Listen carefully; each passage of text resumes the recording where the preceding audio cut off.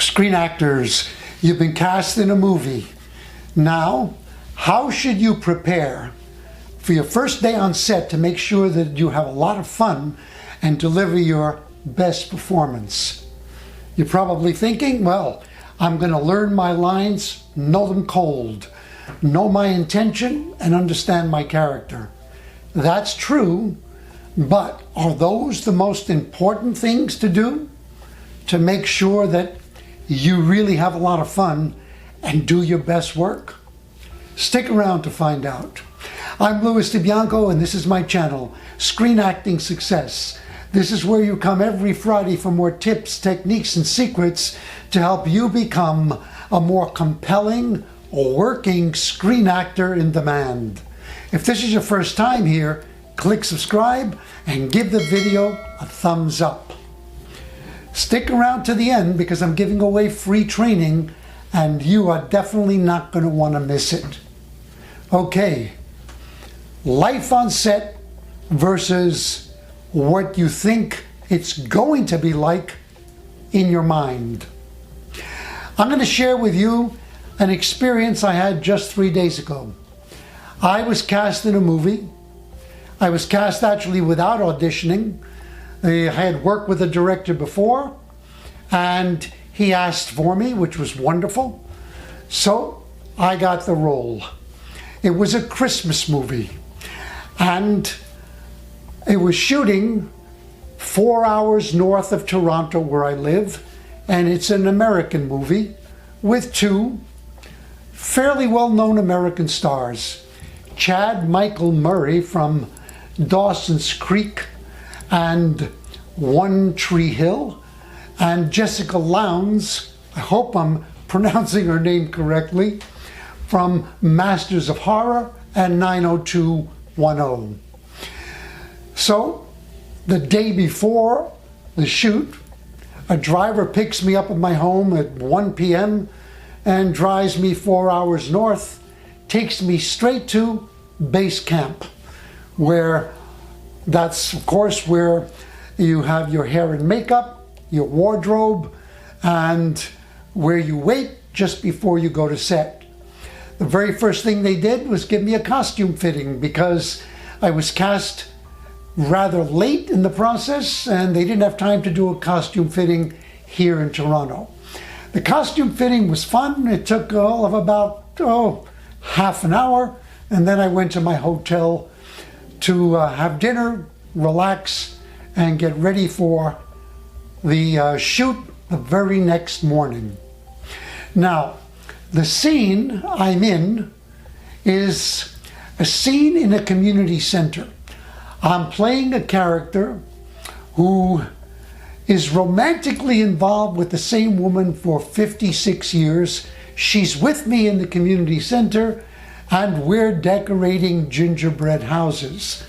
We're going to be doing that with the two leads who have come there to visit and have fun with us. The scene that I'm playing is all about showing my incredible love and affection for the same partner of 56 years and to show off my skill as a guy who loves to dance, and he dances the rumba. So knowing all of that information, when I got my script, of course I learned my lines, and then I brushed up on the basic box step, which is the foundation of the rumba dance. I practiced it at home, I practiced it in my hotel room, and I was ready to go. So I arrive on set. Our scene is the first scene up in the morning, and the director announces, we're not going to shoot the scene first, we're going to begin with the dance. Okay, I'm good with that. So in my mind, I'm going to be dancing with my partner, and I'm going to be dancing the rumba. The director put some music on. It ain't a rumba. It's an upbeat Christmas song with Frank Sinatra singing. And he says, we're going to shoot this because the rumba, well, first of all, it's a Christmas movie. It doesn't really fit as well as this song. And the rumba has a different energy to it.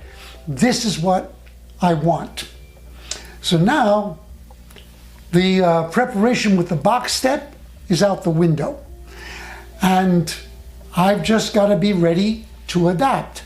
Also, he says, you are not going to be dancing with your partner. You're going to be dancing with Jessica, who's playing the female lead. And your partner's going to be dancing with Chad, who's playing the male lead. He also tells me, you see this light? That's Jessica's light. So when you're dancing, you make sure that even when you spin her around, if you do, that she is always in that light. Did I know any of this when I was preparing? Of course not. So you have to be flexible, ready, and be open for anything. So before I continue to tell you how the day progressed, let's stop and focus on the 3 most important things for you to do after you've learned your lines and analyzed your script and found your intention. As a matter of fact, after you've learned your lines, your best bet for the reality of a shoot day is to forget all about them. I mean that. Because when you forget all about them, but you've learned them, trust that they will be there when you need them to be on camera. So, the 3 most important things to do to prepare is relaxation. Do whatever you can. I meditate to be totally relaxed. The second is prepare your mind to be completely open and ready for any changes that might be suddenly thrown at you.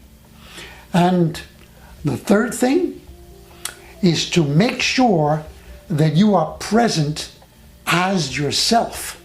You show up as you. Why? Because the camera loves and reads whatever energy is inside of you. We'll see how these 3 things played out on my shoot day.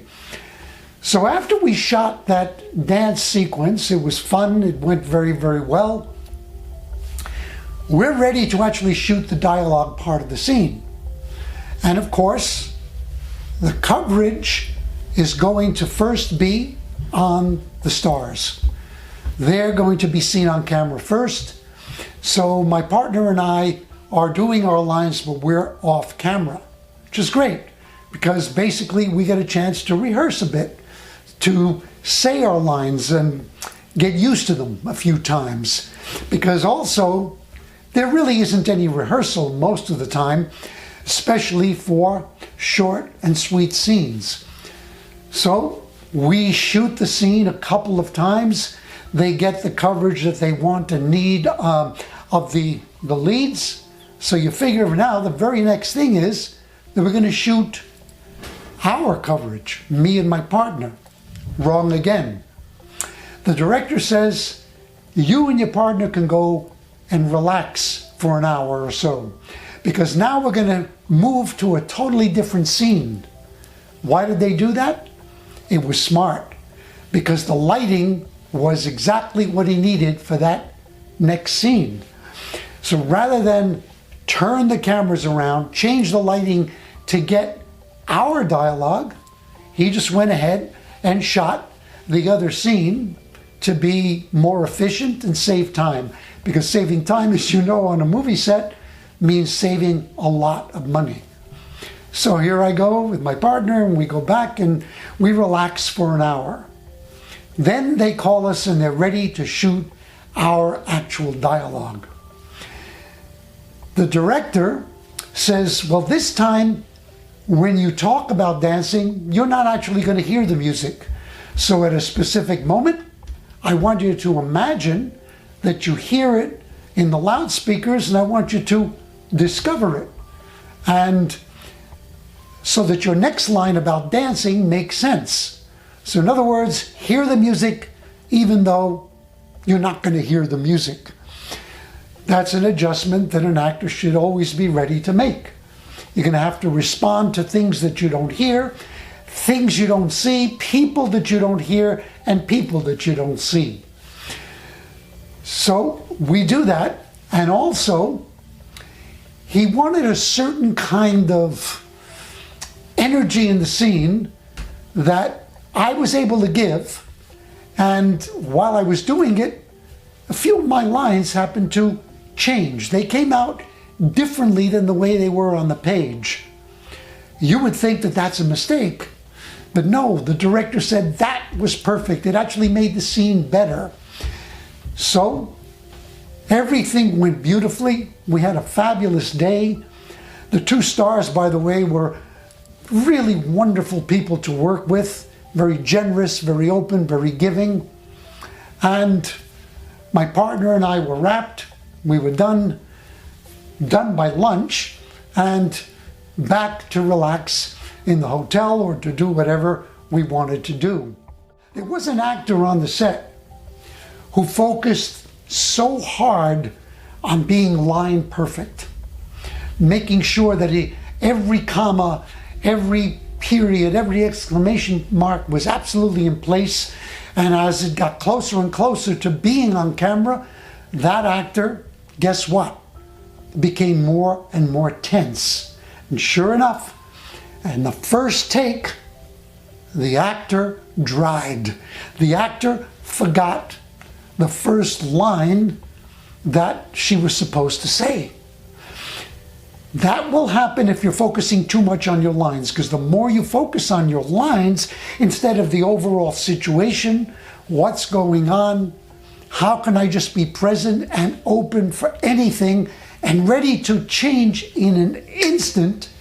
If you're not doing that, you're going to be too much in your head. And guess what?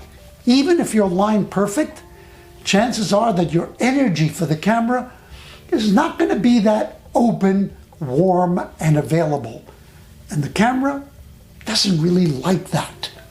So once again, after you've done the obvious work, your script preparation, put it out of your mind and then concentrate only on relaxing your mind and body, on making sure that you are open and ready to do anything, ready for the unexpected, and make sure that you are showing up as yourself, because the camera wants to see you in the character. The character won't really come to life, even if all of the outward elements are there, the physical behavior, the accent, the lines, your inner spirit, which is essentially your unique essence that nobody else has. That's got to be front and center. I've learned this over the years, and I'm so happy that I was able to actually put it into practice once again and have a wonderful shoot day in North Bay. Had 2 great dinners, came back the next day. The driver took me on another beautiful drive, 4 hours of driving through the wonderful countryside of northern Ontario in a bright sunny day. And it was another one to chalk up as a great experience. I want you to have all of your on-camera experiences be great ones that you can hold as wonderful memories. I promised you some free training. On the screen you see the cover of the ebook I wrote, which is a complete guide to self-taping. It's 21 pages, covers everything from acting tips to how to do your proper lighting, how to get the best possible sound. I give you a list of all of the gear that I use and a diagram of the actual studio setup that I use if you want to duplicate it to really improve the quality of your self-tapes. You will see the link to that book below. Just click on the link, download the book, it's yours, absolutely free, and apply what you learned and take your self-tapes to a whole other level. You'll also find a link below to my latest online course, Self-Taping Mastery. That takes a deeper dive into self-taping. It also gives you the opportunity to reach out to me with any questions you may have, which I will definitely answer. I'm there in every module, holding you by the hand, taking you step by step. Plus, you'll see that I am offering you some awesome bonuses. One of them is a completely separate course on live auditions, a 6.5-hour online course that I sell separately for $199. I'm offering it to you as a free gift if you enroll in Self-Taping Mastery today.